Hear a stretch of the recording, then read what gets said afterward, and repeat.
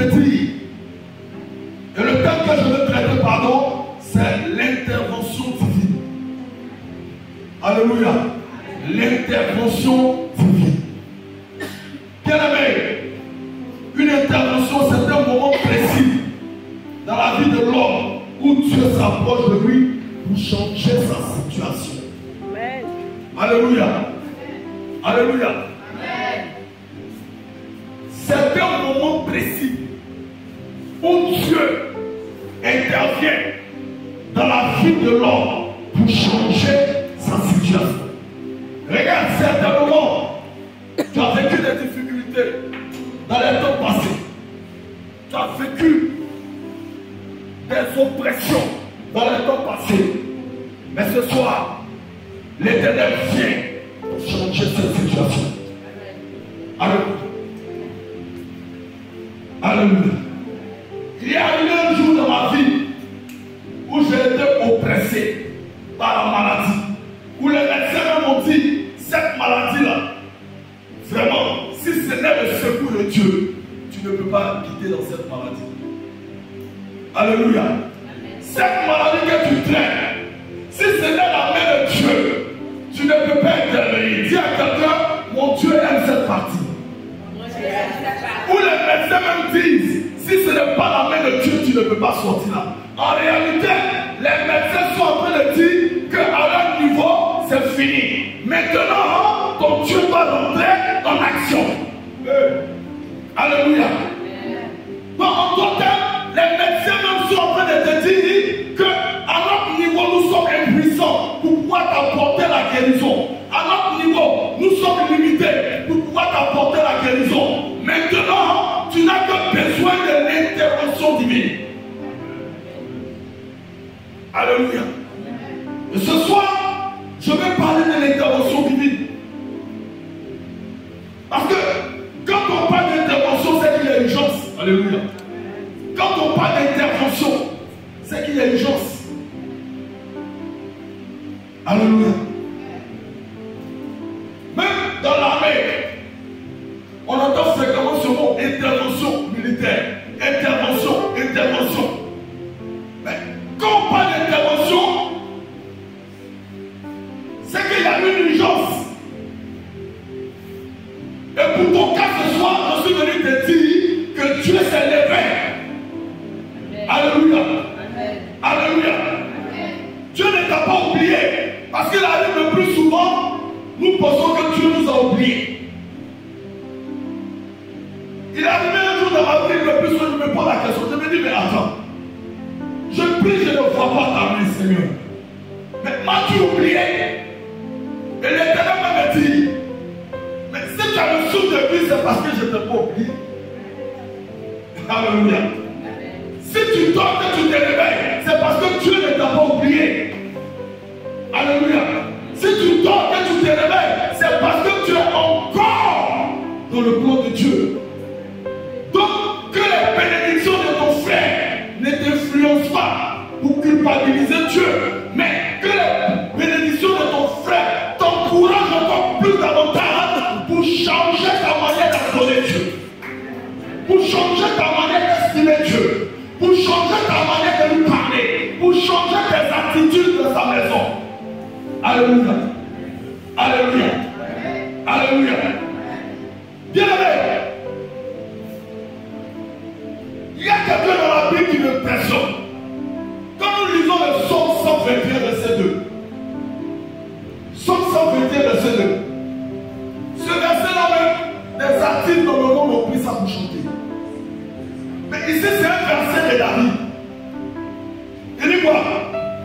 Psaume 121, verset 2.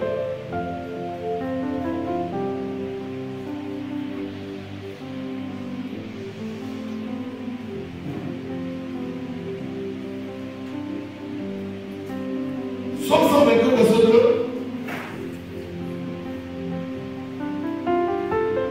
Verset 2. Le secours me vient de l'Éternel. Le secours me vient de l'Éternel. Qui a fait les cieux et la terre. Qui a fait les cieux et la terre. Alléluia.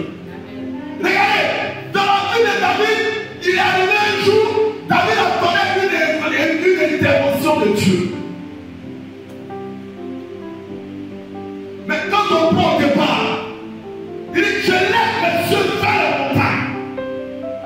Alléluia. Tout me viendra le secours. Mais le secours me vient de l'Éternel. Mais David a l'expression de sa prière parce qu'il était oppressé. Alléluia. David a l'expression de sa prière parce qu'il y a quelqu'un quelque part qui lui voulait du mal. David avait l'expression de sa prière parce qu'il y a quelqu'un qui a décidé à ce que David meure. Certainement dans la montagne, David trouvait un refuge. David s'est caché dans la montagne.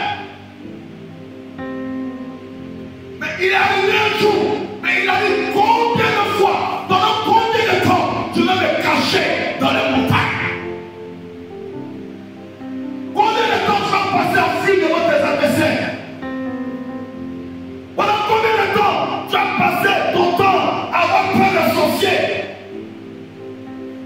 Pendant combien de temps tu vas passer ton temps à te cacher de la présence des sorciers? À cause de cela, il y a beaucoup qui ne vont pas au village. Mais les gens t'attendent au village pour que tu apportes l'évangile. Mais toi, tu ne vas pas au village parce que tu as peur des sorciers. Tu ne dois pas te cacher. En toi, il y a une lumière. En toi, il y a une puissance. Alléluia. La Bible dit quoi? Le monde les cherche avec un ardent désir. La révélation des fils de Dieu. Quand tu es fils de Dieu, je t'annonce ce soir que tu as la capacité de Dieu. Quand tu es fils de Dieu, je t'annonce ce soir que tu peux opérer dans le même domaine que ton Dieu. Alléluia. Donc, tu as vu cette dimension? Il a mis une pause à sa vie. Il dit, longtemps j'ai compté sur mon intelligence pour me cacher dans les montagnes, pour fuir les ennemis. Mais je ne passerai pas toute ma vie en train de le faire. Maintenant, il est temps que je cherche Dieu. Parce que ce Dieu peut me protéger. Parce que ce Dieu peut me garder. Parce que ce Dieu peut m'enlever de la mort à la vie. Alléluia. Alléluia. Et David savait aussi bien le faire. Quand je lis le livre de Psaumes, bien aimé, il y a des choses qui m'impressionnent. Un jour, je lisais un psaume et j'ai posé la question au Seigneur. C'est David-là. Il a la même nature que nous. Mais David était une dimension. Quand je lis le livre de Psaume, je vois que à chaque prière que David aimait à Dieu, automatiquement Dieu lui donne une réponse. Je ne sais pas si vous avez remarqué ça. Quand tu lis bien le livre de Psaume, à chaque prière que David énonce à Dieu, automatiquement il y a une réponse pour lui. Mais pendant combien de temps toi et moi on a prié et on attend jusqu'au jour de la réponse? Pendant combien de temps? Je me suis posé cette question. Mais David est comment qu'il prie les exaucés automatiquement. Mais nous, ça fait des mois, ça fait des années qu'on prie et qu'on n'est pas exaucé. Mais je te pose la question, est-ce la faute à Dieu? Ce n'est pas la faute à Dieu ce soir. Je suis obligé de te le dire. Mais c'est nous la faute. Parce que j'ai compris que Dieu, il agit là où on honore. Alléluia. Dieu agit là où on honore. David, il savait honorer ce Dieu. C'est pourquoi, après chaque prière, Dieu lui donnait une réponse. Parce que Dieu se sentait honoré lorsque David ouvrait la bouche. Que Dieu se sent honoré à ton sujet, bien aimé, dès que tu ouvres la bouche, automatiquement, Dieu donne son oreille. Alléluia. Dès que tu ouvres la bouche, automatiquement, Dieu donne son oreille. Parce que le plus souvent, on a un jugement qu'on porte commenter à juger cela. Quand un homme de Dieu peut dire, aujourd'hui Dieu m'a dit de m'habiller en blanc. C'est pourquoi aujourd'hui je suis en blanc. Aujourd'hui Dieu m'a dit de m'habiller en veste. C'est pourquoi je suis en veste. Aujourd'hui Dieu m'a dit donc il faut faire ça en veste. Mais quand on voit ça, on dit mais lui là même il dit quoi. Mais j'ai compris par là que ces personnes qui font ça là, c'est une manière à eux d'honorer ce Dieu. Parce qu'en le faisant, ils sont toujours en train de chercher la volonté de Dieu pour leur vie. Donc quand Dieu se sent honoré par toi, tout en lui demandant, même les moindres, bien aimé, automatiquement, Dieu te prend comme son ami et Dieu commence à, comme ça, à exaucer tes prières. Parce que tu l'imprègnes dans tout ce que tu fais. Beaucoup de couples ici nous pourront témoigner. Quand tu sais que ton épouse t'imprègne à toutes ces décisions, tu juges que ton épouse est la meilleure femme. Vrai ou faux? Vrai ou faux? Même quand elle est chez sa soeur, elle prend son portable, bébé, tu as mangé. Même quand elle va sortir, elle te dit où elle va. Elle t'implique à toutes ces décisions. Et quand c'est comme ça, en tant qu'homme, tu te sens aimé.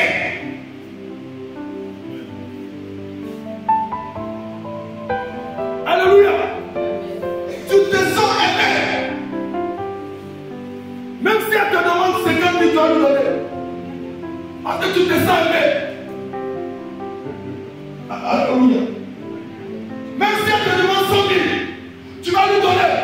Parce que toi, non, tu te sens aimé. Elle te donne ta position d'homme.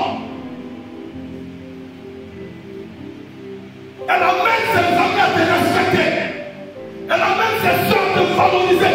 Malgré que tu n'as rien, tes soeurs te valorisent. Il arrive un jour dans ma vie, ma femme peut payer quelque chose. Vous donnez, et puis elle dit c'est moi qui ai payé. Mais en réalité, c'est pas moi qui ai payé. Mais quand elle le fait, qu'est-ce qu'elle cherche? Elle veut valoriser son mari. Alléluia, vrai ou faux? Elle veut le valoriser. Et c'est comme ça aussi avec Dieu. Quand Dieu sait que nous l'invitons dans tout ce que nous faisons, automatiquement, Dieu agit à toutes nos prières. Alléluia. Et c'était ça la vie de David. À chaque fois que David prend une décision, il demande, il consultait Dieu. C'est rien de ce David que David dit, Seigneur, est-ce que je peux le attaquer? Pardon, est-ce que je peux le pousser? Le Seigneur lui dit. Est-ce que je peux le battre? Le Seigneur lui dit. Est-ce que je vais vaincre? Il dit oui. Pourquoi? David m'impliquait à tout. En réalité, quand on regarde, il y avait une intimité qui ne disait pas son nom. Alléluia. Dieu dit, je rejette les intimes. Donc David forgeait cette intimité avec Dieu. C'est pourquoi Dieu peut déclarer de sa bouche que David est l'homme selon mon cœur. David est l'homme selon mon cœur.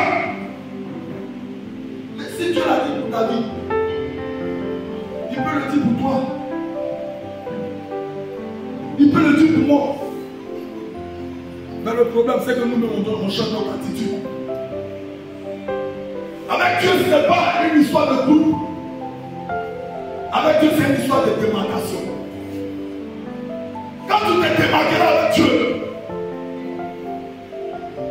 il y a des choses qui vont t'arriver, tu seras étonné. Alléluia. Pourquoi? Parce que tout simplement, tu as donné la place à Dieu. David savait lui donner sa place. Alléluia.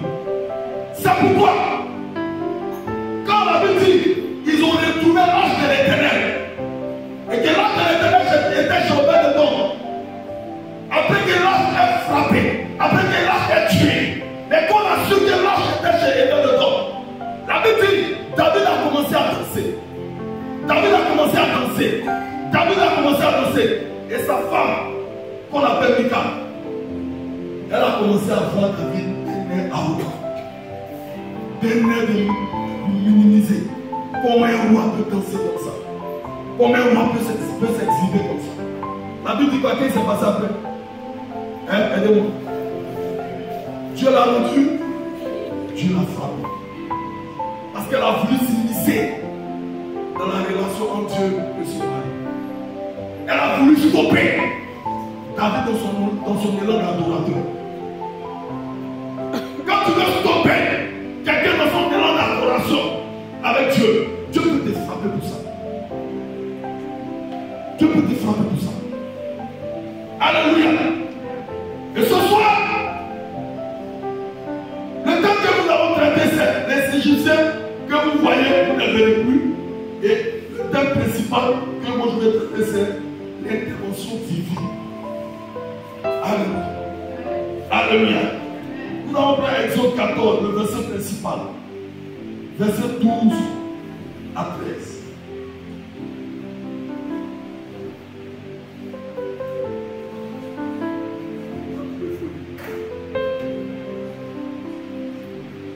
Exode 14. Exode chapitre 12, chapitre 14, verset 12 à 13. N'est-ce pas là ce que nous te disions en Égypte? Laisse-nous servir les Égyptiens, car nous aimons mieux servir les Égyptiens que de mourir au désert. Moïse répondit au peuple, ne craignez rien, restez en place et regardez la délivrance que l'Éternel va vous accorder en ce jour. Car les Égyptiens que vous voyez aujourd'hui, vous ne les verrez plus jamais. Amen. Acclame le Seigneur. Acclame encore le Seigneur. Alléluia. Hier, quand Dieu est rentré dans la genèse de cette histoire, et nous avons tous compris. Alléluia. Étant assis, là où je m'assois, quand il a commencé à parler, il allait même jusqu'à Joseph. Alléluia. Parce que Joseph, il a été roi, pardon, il a été le premier ministre de Pharaon. Alléluia. Quand Joseph est arrivé, il y avait eu un problème qui s'est passé dans sa famille. Joseph, c'est quelqu'un que Dieu a choisi.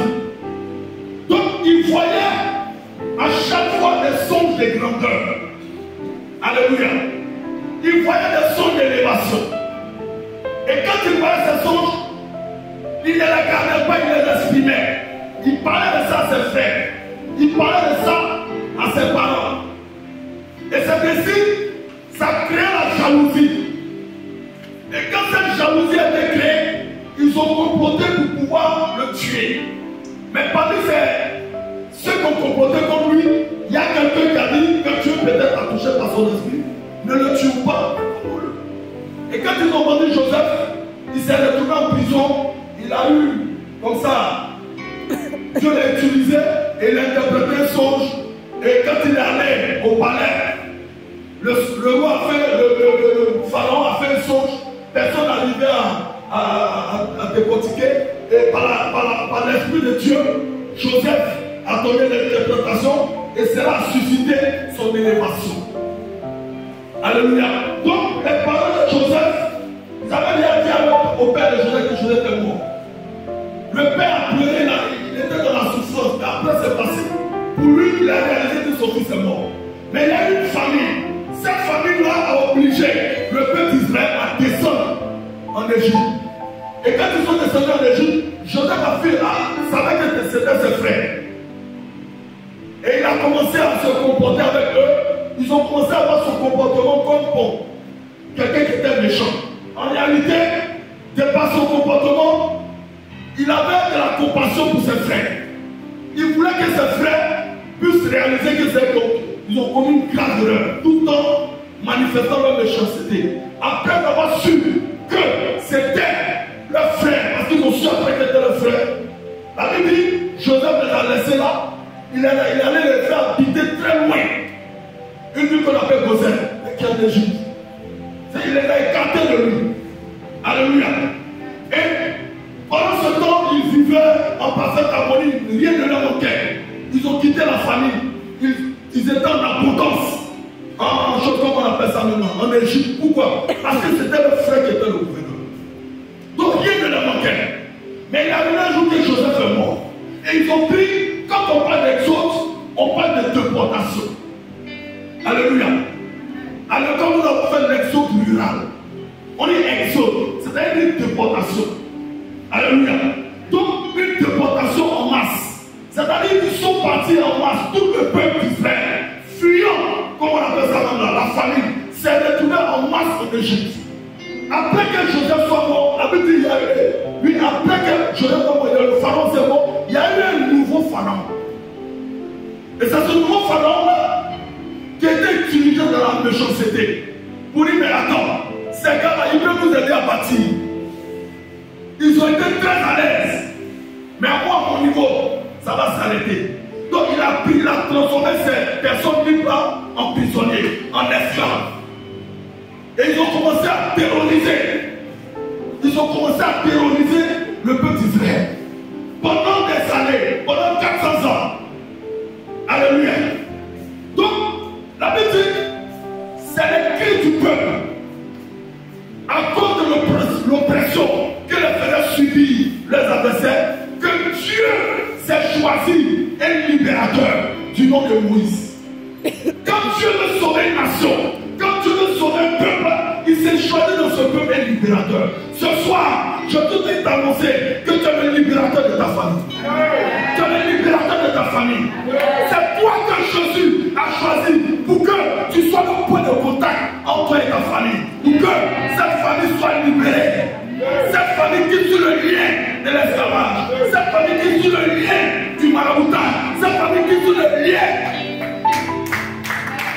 Alléluia. Alléluia. Donc, Moïse, qui a une histoire particulière, la Bible dit à ce temps, ils ont tué tous les bébés, mais lui, il a été gardé parce qu'il était couvert d'esprit de Dieu. Bien aimé, je t'annonce, quand tu es couvert de l'esprit de Dieu, aucun sorcier, aucun marabout, aucun charlatan ne peut avoir accès à ta vie. Parce que l'Éternel n'a pas encore donné l'ordre. Quand l'Éternel commande, tes ennemis sont obligés de t'accomplir. Quand l'Éternel commande, tes ennemis ne peuvent pas te toucher. Alléluia. Donc, Moïse a grandi en Israël. Il a fait toutes ses études là-bas. Il connaissait comment le peuple travaillait. Et il y a eu un problème. Le leadership de Moïse a commencé à parler. Il y a eu la bagarre entre un Égyptien et un Hébreu. La Bible dit que l'Égyptien dominait l'Hébreu. Et Moïse est venu tuer l'Égyptien pour sauver son frère. Regardez, l'amour de sa nation, l'amour de sa patrie a commencé à naître. Maintenant, il y a deux Hébreux qui se battaient. Moïse est allé pour les séparer. Il y a un qui a dit, tu quittes à établir Jésus. Quitte ta vie. Comme tu as tué l'Égyptien, n'a rien dit, tu viens ici encore. Donc Moïse a su que la nouvelle se répandait. Alléluia. Donc automatiquement, Moïse a fui. Mais c'est Dieu qui a permis ça. Alléluia. Parce que le temps de Dieu est arrivé. Il y a certaines situations de ta vie qui t'arrivent. Ce n'est pas forcément les sorciers. C'est Dieu qui permet ça pour qu'il révèle sa gloire. Alléluia. Tu n'as pas compris ça. Il y a des situations qui t'arrivent. Dieu permet parce que sa gloire doit être révélée.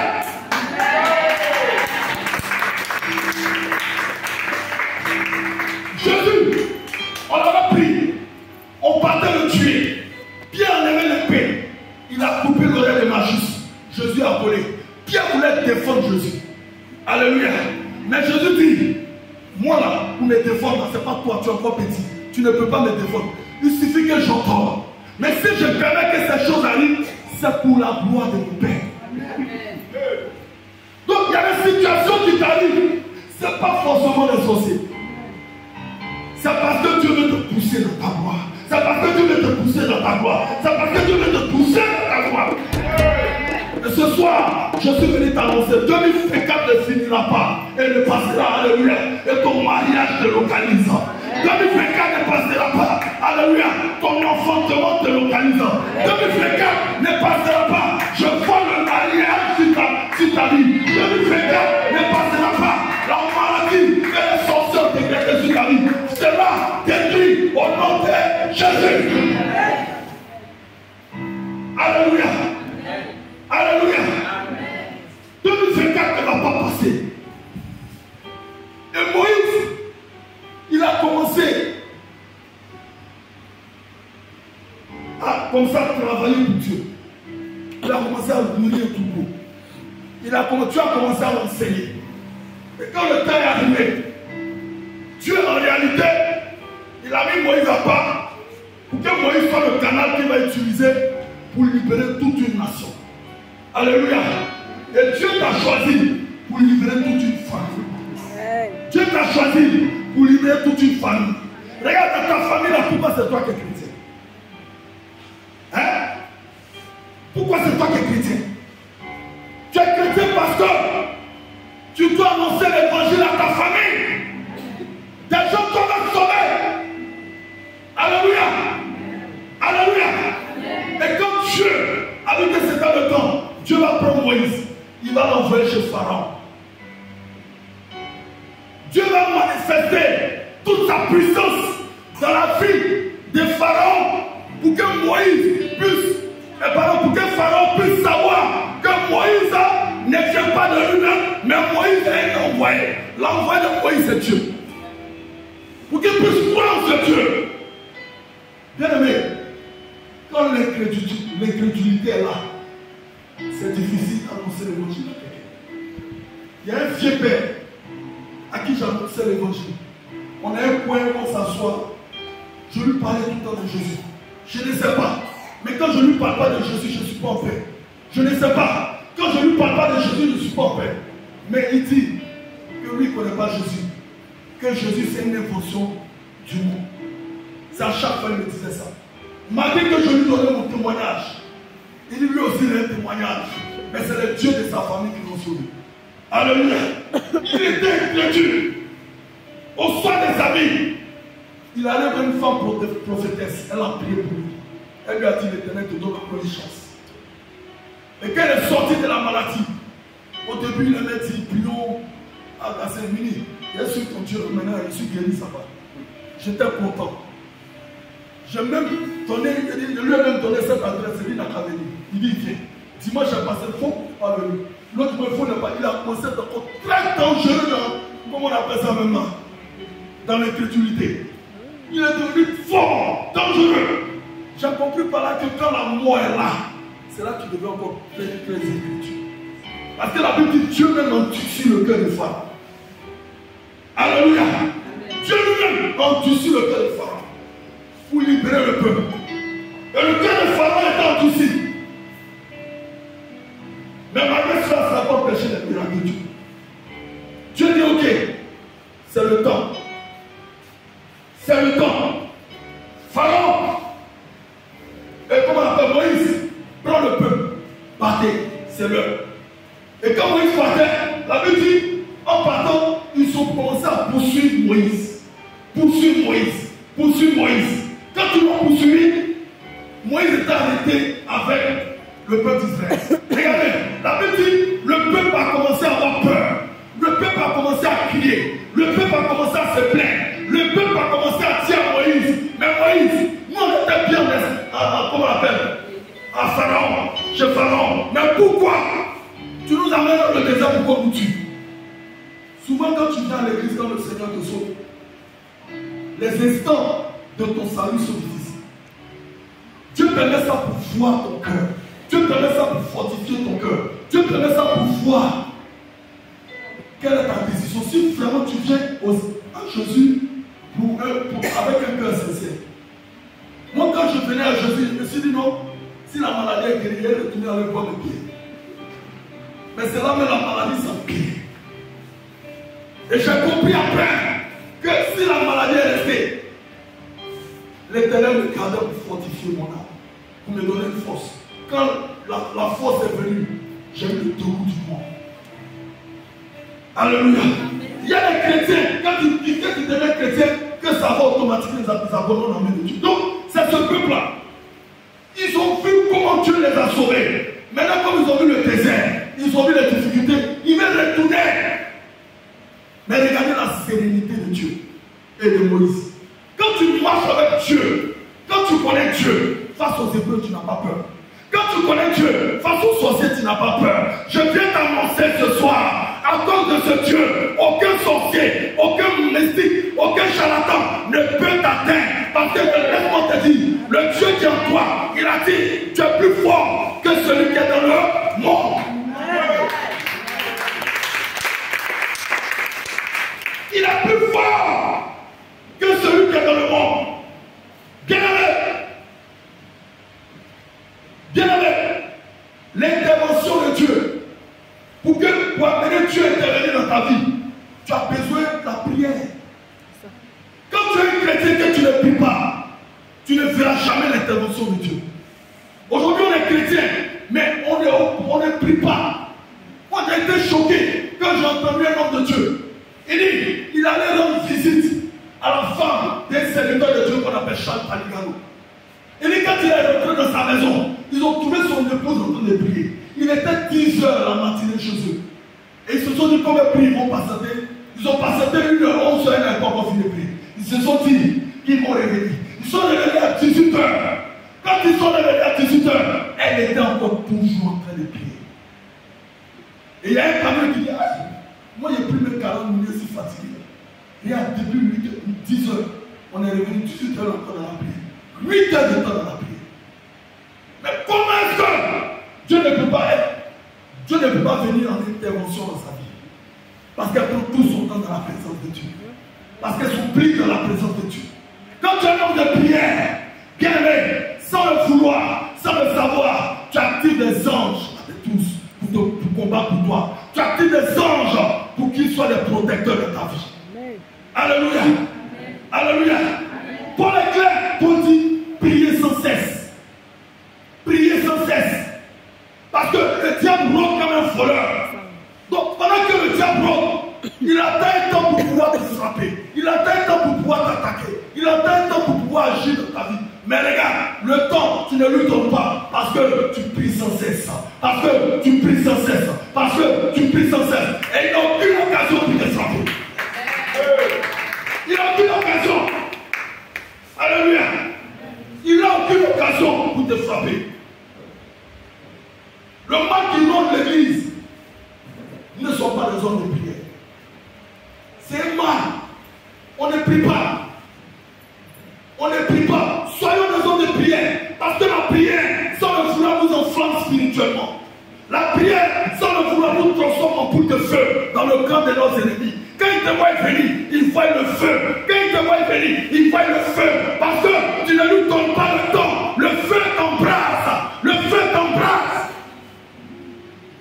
Moïse, la Bible dit monter chaque fois à la montagne. Quand tu montes à la montagne, bien aimé, tu vas chercher l'intervention de Dieu. Et quand il est descendu, la Bible dit qu'il était embrasé de feu. On ne pouvait pas voir son visage.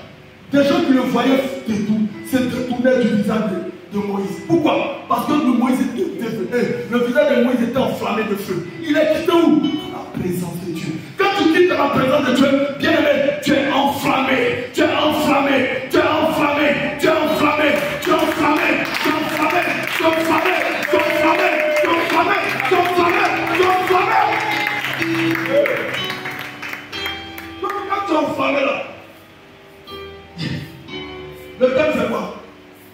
Le thème c'est quoi? Les Égyptiens que vous faites, vous ne les verrez plus. Regarde, le fait que tu sois enflammé donne à tes adversaires d'avoir la cécité, d'être aveugle, de ne plus te voir. Quand ils te voient, c'est un feu, une fois.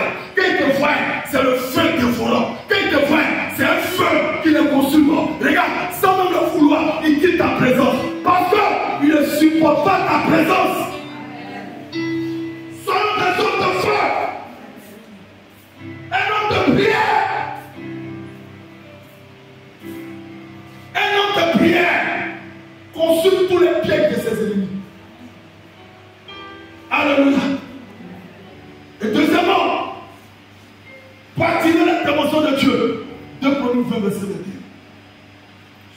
besoin de louange.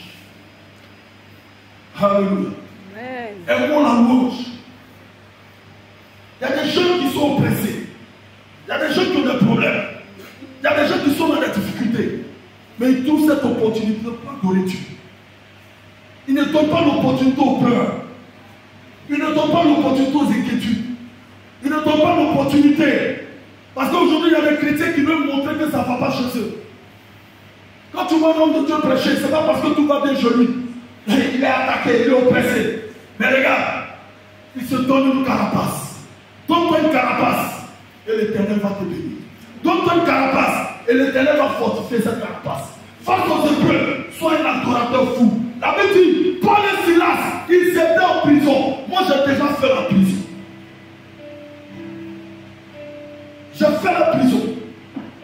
C'est la prison de Laurage, sur les 4. Ils m'ont gardé au 19e. Une seule journée qu'il a fait, il est devenu fou. Tu as couché dans l'eau de caca. Au 19e ici, on jouait 4. Ils sont venus nous attraper, nous noter au 19e. Délit de farabondage. Mais regarde, je suis en prison. André, je suis devenu fou. Il ne peut pas bouger. Les 4 nous sont bloqués. Tu vas aller où? Tu vas aller où? Mais regarde, c'est dans ça là, Paul et Silas ont trouvé une occasion d'adoration. C'est dans les difficultés que tu dois trouver une occasion d'adorer Dieu. Folie, mon petit. 2 Chroniques 20, verset 21. 2 Chroniques 20, verset 21. Puis, d'accord avec le peuple, il nomma des chants. Il nomma des chants. Qui revêtut. D'ornements sacrés. D'ornements sacrés. Et marchant devant l'armée. Et marchant devant l'armée. C'est les chants qui marchaient devant l'armée. Célébrait l'Éternel. Célébrait l'Éternel. Et disait. Louez l'Éternel. Louez l'Éternel. Car sa miséricorde. Car sa miséricorde. Dieu a toujours. Reste là. Alléluia. Regarde. Avec Dieu, c'est des choses qu'on ne peut pas penser. C'est impensable. En tant qu'humain, c'est impensable. Des gens de calages, des adversaires de pommes, des adversaires, on est tous 4. Et toi, c'est des choses afin qu'il s'agit. Reçu l'instruction de Dieu, de dire des armes de guerre, des militaires, il faut les derrière. Et puis il faut mettre ceux qui ont le tambourin, ceux qui ont la flûte, ceux qui ont la guitare, pour voir nous comment. Aïe! Dis à quelqu'un, aïe! Aïe! Non, ce n'est pas normal. C'est impensable. C'est pourquoi Jésus pouvait dire, Dieu pouvait dire, vos voix ne sont pas mes voix. Moi, mes voix auraient voulu que l'armée soit devant et les chants derrière. Mais la voix de Dieu dit, les chants devant, l'armée derrière.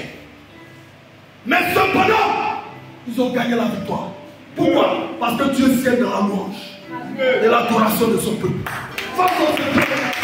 Dieu siège dans la louange et dans l'adoration de son peuple. Quand Dieu siège, il est en train de dire qu'il est présent. Quand on dit Dieu siège, c'est en train de dire dans la que tu as pris assis. Quand on dit Dieu siège, on est en train de dire là que tu as Dieu assis. Et puis il te regarde. Il regarde tes adversaires. Il te suit pour dire il y a une vie. Il y a une vie. Il y a une vie. Pas pour que tu combattes, mais pour que tu les vois tomber. Parce que c'est lui qui les fait tomber. Amen.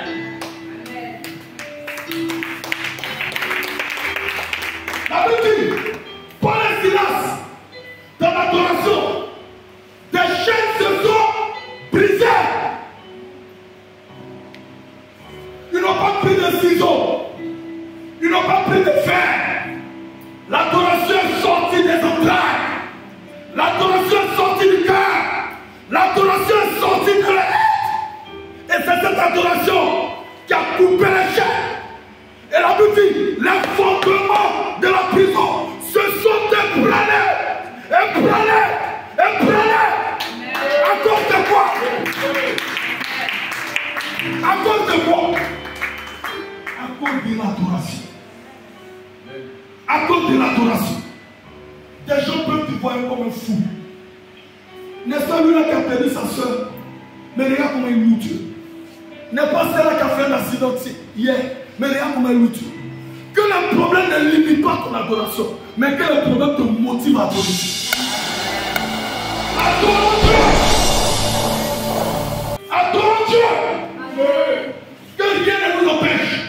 Regarde, ton adoration va effacer ton nom sur le carnet d'adresse de tes enfants. Ton adoration va t'enlever sur la liste des prisonniers. L'adoration de Paul et Silas les a enlevés sur la liste des prisonniers. L'adoration de Paul et Silas leur a donné la liberté. Pourquoi? Parce que Dieu sait dans la louange. Quand Dieu sait dans la louange, il te donne la liberté. Il te donne la liberté. Alléluia. Alléluia. Alléluia. Alléluia. Alléluia. Alléluia. Et la foi, c'est le dernier. La foi amène l'intervention divine. Ta foi va toujours amener l'intervention divine. La foi, j'avais pas 25 dans mes poches. Et ma femme m'a dit, on était à 1 mois de juillet. Elle m'a dit, fixe une date du mariage. J'ai dit, j'ai pas l'argent. Elle dit, la foi n'a pas besoin de tuer l'argent. La foi n'a pas besoin de voir. Elle dit, arrête une date. Et quand j'ai arrêté une date, je suis allé dormir. Le Seigneur m'a montré un verset. Le verset de sa parole. Il dit, tout ce que vous liez sur la terre sera lié dans les cieux. Ce verset-là, ce n'est pas forcément le démon. Ce verset-là, ce n'est pas forcément un verset de combat. Ce verset-là, c'est un verset de prise de décision. Quand tu prends une décision sur la terre, le ciel cautionne. Amen. J'ai dit le 7 juin, pardon, le 9 juin, on se marie. Le quoi? Le 8 juin, on se marie.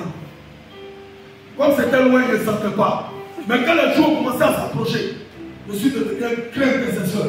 Seigneur, là, il faut pas y avoir la honte. Alors, le pasteur a arrêté la date. Comment il fait? Les gens me demandent, ça tient. Comment il fait? Eh Seigneur, le Seigneur charge quelqu'un qui m'appelle. Je te donne une paire de sous. Souliers. Ils ont donné vers ça. Et comment on appelle ça? Comme à ma femme, chaussures. Il y a un beaucoup ici là. J'ai gagné, on m'a donné un pont de bac. Ici, elle est faite 60 000, une bac de 100 000. J'ai fait. Manger là. Il y a une femme qui est sortie de nulle part. Et je lui donne 100.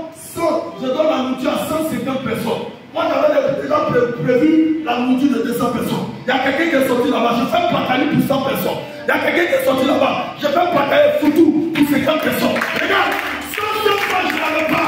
Mais ma foi a amené à des décisions que le 7 est arrivé. Le 8 va arriver. Je suis rentré dans le mariage. Je suis rentré dans le lieu du mariage. Au départ, la foi n'a pas besoin de foi. Je t'annonce ce soir que des gens ont tenu 24 ans. Le papa, les terriens, les sorciers ne peuvent rien contre toi. Je suis en toi, je suis en toi. Tu vivras, tu ne mourras pas. Tu vivras, tu ne mourras pas. Les menteurs sont des menteurs. Je n'ai pas peur de sorcier. Le Seigneur m'a montré une image. Je n'étais pas encore converti, il était frappé. Non, maintenant, je suis converti. Il est tué. Ou bien, je n'étais pas encore converti. J'ai fait un songe où il a frappé un sorcier comme matin qu'il s'est levé là. Les traces étaient sur son visage. On lui demande, il dit non, il ne sait pas. Mais moi, je sais ce qui s'est passé. La nuit, il a reçu des coups de poing. Des coups de poing de Jésus.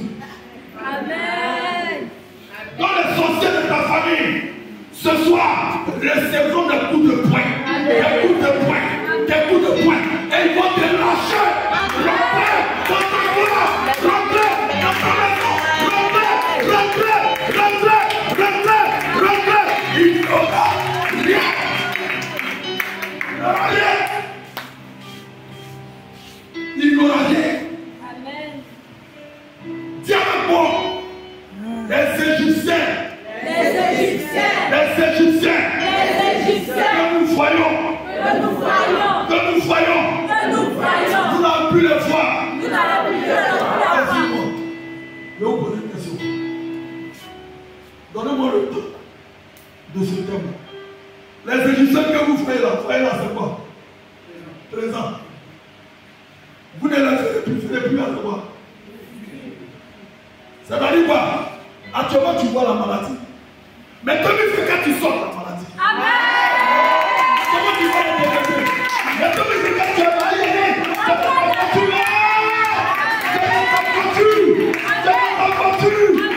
ta voiture. Avant, tu marchais. Mais maintenant, tu vas rouler ta voiture. Tu vas rouler. Je pensais que je parlais à quelqu'un. Je pensais que c'était pas. Allez, on va acclamer le Seigneur à prier.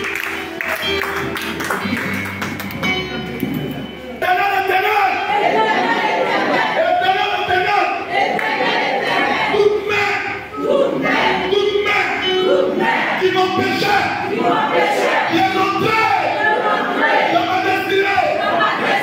Selon ta parole, je vois cette main consumée.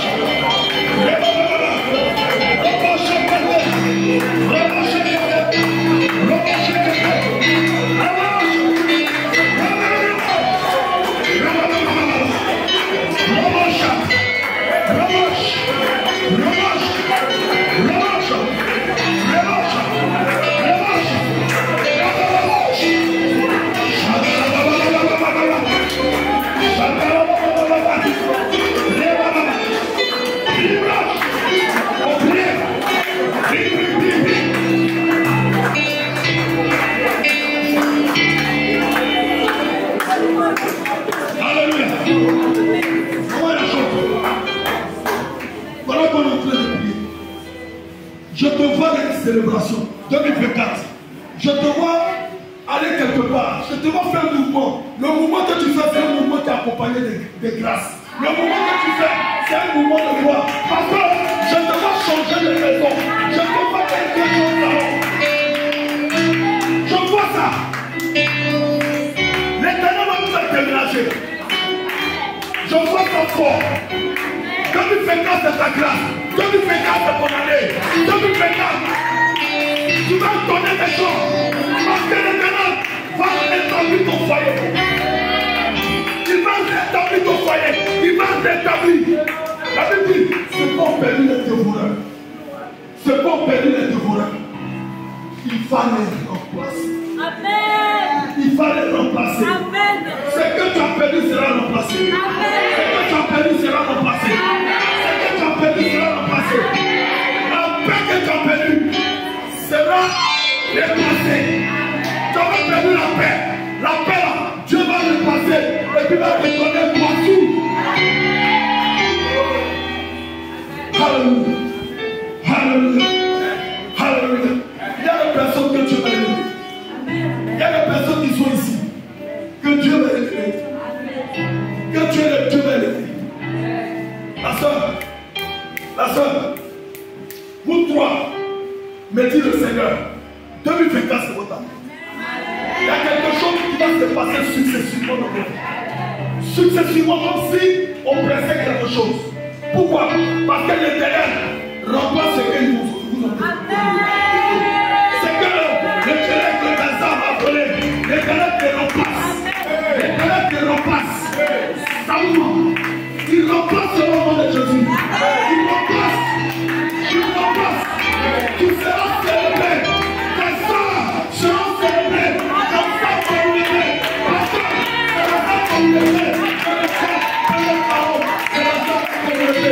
Que le Seigneur veuille passer en haut et que toi dans le tableau. Que tout le monde pourrait conclure la tâche. Alléluia. Alléluia. Père Céleste, nous bénissons ton nom. Nous te rendons toute la gloire. Merci pour tout ce que tu fais. Que toute la gloire t'est liée. Que toute parole ne reste pas en l'air. Comme tu as dit, que tu confirmes la parole de tes serviteurs. Que toutes ces paroles soient confirmées. Pas pour ma gloire, pas pour la gloire de l'homme, pas pour la gloire de l'Église, mais pour ta gloire. Au nom de Jésus. Amen.